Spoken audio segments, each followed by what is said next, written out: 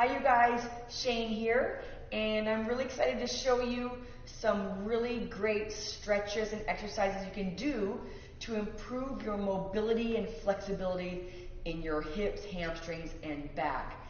Many of us are pretty tight through our hips, and we start to feel that in our knees and our back, and a lot of that is because we sit for much of our day. Well, this little routine, you can just follow along with me, is a great way to kind of open up this part of your body and start to combat some of that stiffness and start to regain some of your flexibility and mobility. So let's just start, you guys. Whenever I do a stretching routine, you want to make sure you're a little warmed up. So there are a couple ways you can do it, inchworming or squatting. So I'll show you a couple ways that I do to warm up my body. So easy squats, just find a comfortable position for you. Now depending on how we're built, we will have a more narrow stance or a wider stance. If we have tightness through our hips, which most of us do, we might even turn out a little bit from our hips. What you want to think about is that your knees are tracking your toes, your heels can stay on the floor at the bottom of your squat, however low it is that you go, and that your chest stays up. That you don't feel like you have to collapse your upper body. So again, we're going through beautiful dynamic range of motion, warming up our body so this stretching is a little more effective, right? So we're going through big joint range of motion with some squats. Good. And then I will extend my hip a little bit. So I'm going to move forward and do some alternating reverse lunges. You don't have to hit your knee to the floor. What you want to think about, keeping those shoulders on top of your hips. Let those arms go wherever they need to help you balance. And you're extending that leg straight back and just flexing both knees nice and easy. What about the hamstrings? I call these frankensteins, right? Hands up, belly button in, long neutral spine, flexed foot, just reaching. What you don't want to do is force it. Your hamstring, treat it gently, right? You want a nice and easy, big, full range of motion, keeping that spine nice and long. We can do some lateral lunges. A couple ways you can do it. You can start pretty wide and just start to shift your weight side to side, softening one knee, keeping those knees in line with those toes, keeping the other leg nice and long. And this is kind of my favorite way to do it, especially if you're just warming up and you're barefoot, right? Or if you feel comfortable, come in a little bit and step into that lunge. Step into that lunge. And again, when you're doing this, you guys, to warm up your body, I'd say 8 to 10 repetitions of each is absolutely fine. You can even do a standing figure 4. If you want to balance or hang on to something to help you balance, please do so. Cross a leg, have a seat, open up that hip, and then come on up. Switching sides. It is a balance challenge for sure. Figure 4 helps open up those hips. Sitting back nice and easy. I'm going to do one more here. Good. And again, hanging on to something, right? I could even get one of these foam rollers back here to kind of help assist. And just easy leg swings, right? Let that leg swing forward and back from that hip. Nice and easy. And if you feel comfortable, then try to do it without that foam roller. And of course, switching sides, swinging that leg, let those arms go wherever they feel like they need to go to help you balance, all right? So that's one way I start to warm up for a stretching routine. Another way, and this is how I usually start when I start to make my way to the floor, it's with the inchworm. It's a great spine warm-up as well as going through that posterior chain. So stand at the back of your mat or just on the floor if you don't have a mat, top of your head. Kind of let that head drop, tuck in that chin in, and just roll down through that spine to a spot that you feel comfortable staying at. If you need to soften those knees, you soften those knees. That is fine. You want to make contact with the floor, okay? And then keeping the legs as long as you can, walk your hands out until you find your plank position. You will need some upper body stability to help support your body here, which is great stuff. Knees down, shift it back, child's pose and just kind of hang out here. Beautiful spinal flexion. Now, if your hips are tight, you might want to take those legs a little bit wider if that feels comfortable for you, and hanging out here. Good. So you can do and repeat that inchworm as much as you want, right? So say you came out of the child's pose, come back into your plank, and it can be on your knees or toes, and that's fine, and just reverse it. Again, pushing those hips up, keeping that spine nice and long. Relax your head, you guys, relax. Knees soft, and then roll it up one vertebra at a time. And you can do that 2 or 3 times. Feels really, really great to kind of warm up that spine, and it's a stretch for those hamstrings. Another stretch to do, step 4, we're going to do a reverse lunge, you guys. I'm going to step it back, I'm going to drop my knee to the floor and untuck those toes. If you want to roll up your mat or get a little more cushion under that knee, that is great. You want to make sure that front leg is far enough forward so that when you kind of drive your hips forward, I'm lengthening the front of the hip on my right leg, or the leg that's extended behind me. Really opening up there. You don't want your front heel to shift off and bring your weight into your metatarsal. Keep that heel down, so make sure you got enough room to actually move forward. Great stretch for the front of that hip. I will hold this for maybe a couple breaths, nice and easy. You don't want to rush it. And then I'll bring my hands down to the floor. I'll start with one hand, and maybe I'll reach this one up nice and easy, depending on how warm I'm feeling, or I'll bring this hand down. Now, even coming here might feel really tight, so again, take it at your own pace. If you want, then tuck that back toe up, prop it up into a nice, long runner's lunge here, and just breathe into a couple deep breaths, and then hang out if you want, knees down. Good. You can always shift your weight back here, you guys, to now focus on the opposite leg, my left leg here, hamstring. Think about flexing that foot. Good. And just kind of sitting back slightly. You don't need to collapse.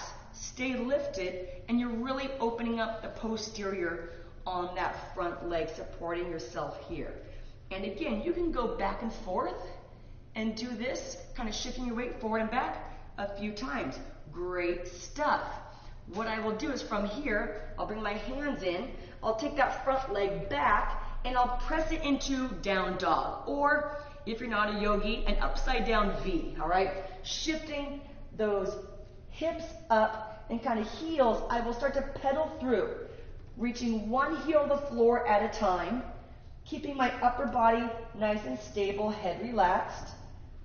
Good. And just kind of hang out here for a little bit, and maybe walk my hands all the way back, head, neck relaxed, and slowly roll it up.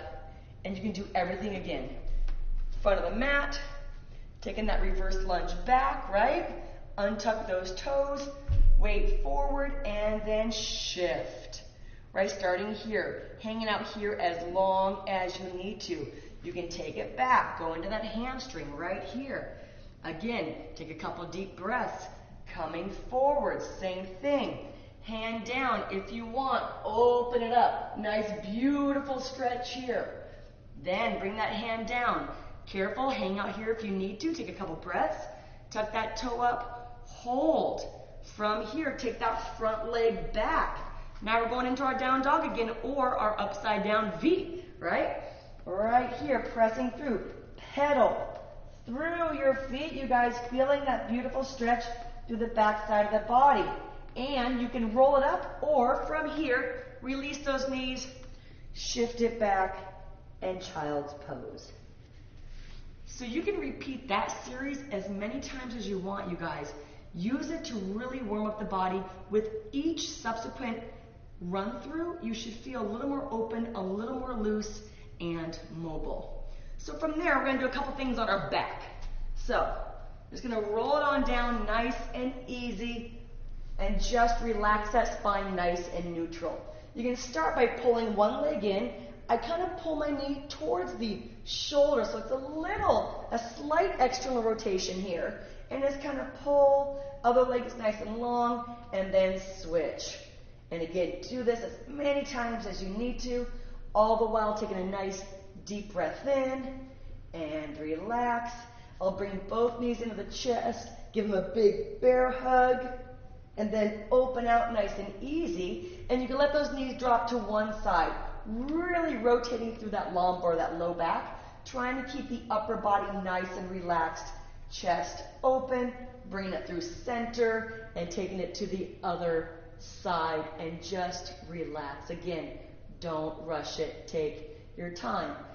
I am absolutely fine with you keeping your focus up towards the ceiling or the sky if you're outside, or kind of rotate and look the opposite way. It kind of helps that rotation as well. Coming back into center. One of my favorites is called Happy Baby. It's a great hip opener. You're going to let those knees kind of drop to the outside depending on how open your hips are, and bring those feet up. Now you can grab on the inside or the outside of those feet and try and just grab that heel and then just relax. Shoulders relaxed, hips open and relaxed. Now for many of us, this is not a comfortable position. So just try and take a deep breath in and kind of sit into the Happy Baby movement. Nice hip opener.